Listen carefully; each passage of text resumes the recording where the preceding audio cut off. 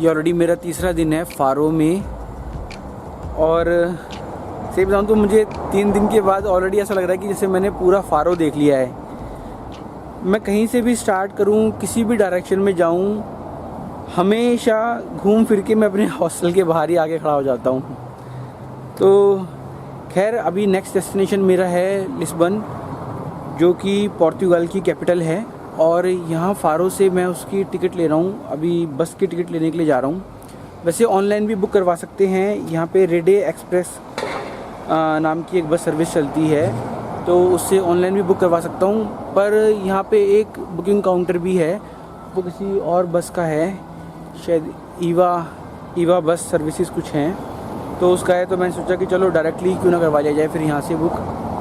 तो कोशिश रहेगी कि कल सुबह अर्ली मॉर्निंग नहीं तो 11-12 बजे तक निकल जाऊँ मैं लिस्बन के लिए, क्योंकि फ़ारो में अब और कुछ ख़ास है नहीं मेरे लिए करने के लिए, और लिस्बन बड़ा है और वहाँ पे मैं 2-3 दिन के लिए जा रहा हूँ। तो होपफुली वहाँ पे काफ़ी कुछ होगा करने के लिए, तो मेरा टाइम जल्दी निकल जाएगा और भी अच्छे से निकल जाएगा।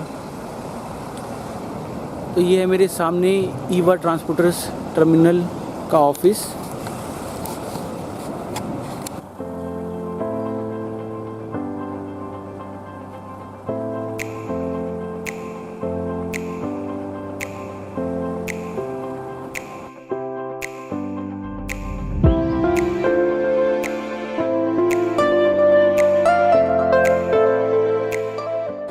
तो लिस्बन की बस की टिकट मैंने ले ली है, और बस के टिकट पर अगर आप देखेंगे तो इस पर भी रेडी एक्सप्रेस लिखा हुआ है। तो मेरे ख्याल से ये ईवा सिर्फ एक एजेंट है कोई रेडी एक्सप्रेस का, पर प्राइस सेम है।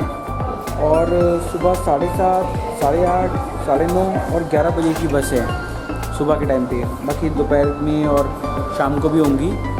तो मैंने ली है सुबह 9:30 बजे की बस मैंने ली है यहाँ से। 9:30 बजे की बस का बेसिकली टिकट बुक करवाया है कल का। Next destination Lisbon.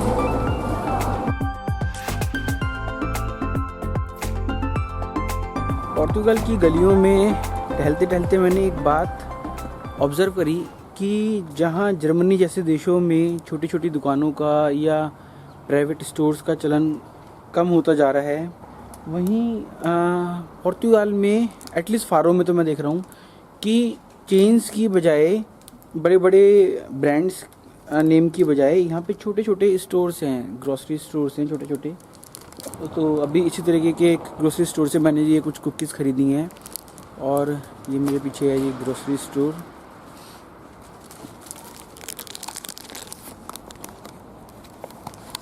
इसका नाम है अलगारतल हाउस सुपर मर्काडोस सुपर मार्केट को मेरे ख्याल से सुपर मर्काडोस बोलते होंगे। तो खैर जो भी है, तो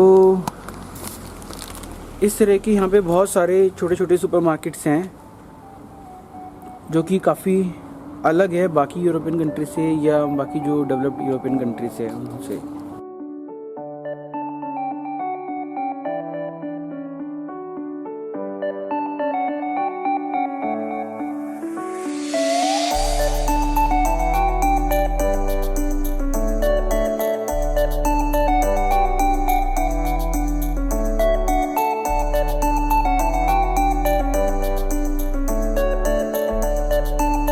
फ़ारो में वैसे तो खैर मैं 2 दिन ही घूमा, क्योंकि एक दिन के लिए मैं बीच गया था, मरीना बीच और बेनाचिल केव्स देखने के लिए। तो इन 2 दिनों तक मैं ऐसे ही यहाँ पे इधर उधर स्ट्रीट्स पे अपने आप घूमता रहा, देखता रहा। अभी मैंने एक फ्री वॉकिंग टूर लिया है। आजकल ये फ्री वॉकिंग टूर्स काफ़ी मशहूर होते जा रहे हैं अलग अलग सिटीज़ में। अगर आप जाएंगे, अगर थोड़ा सा सर्च करेंगे, तो आपको चांस है कि कोई ना कोई फ्री वॉकिंग टूर मिल जाएगा। तो एक फ्री वॉकिंग टूर मैंने लिया, 2 घंटे का टूर था, और बहुत ही अमेजिंग था। उसके अंदर इतनी सारी हिस्ट्री बताई गई, और हिस्ट्री को और बहुत अच्छी तरीके से बताई गई। एक्चुअली कई बार ऐसा होता है कि बहुत ज़्यादा बता देते हैं, ओवरलोड कर देते हैं आपको इन्फॉर्मेशन से, तो कुछ भी समझ में नहीं आता।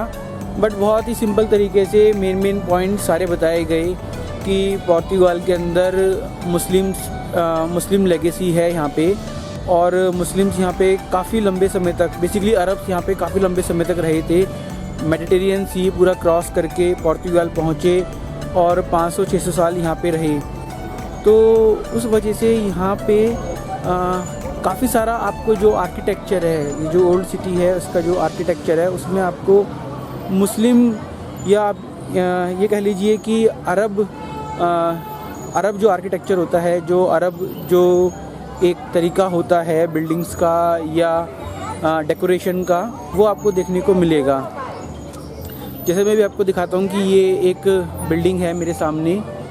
यहाँ पे अगर आप देखेंगे तो इसका जो डोर है या जो टाइल्स पे जिस तरह का काम किया गया है, जो डेकोरेशन की गई है, या विंडोज़ जो हैं, वो आपको यूरोप में अभी तक मैंने और किसी जगह पे नहीं देखे। जैसे जर्मनी वगैरह में या फ्रांस में तो ऐसे मैंने कहीं नहीं देखा। ये स्पेशल चीज़ है जो कि आपको पोर्तुगाल में देखने को मिलेगी।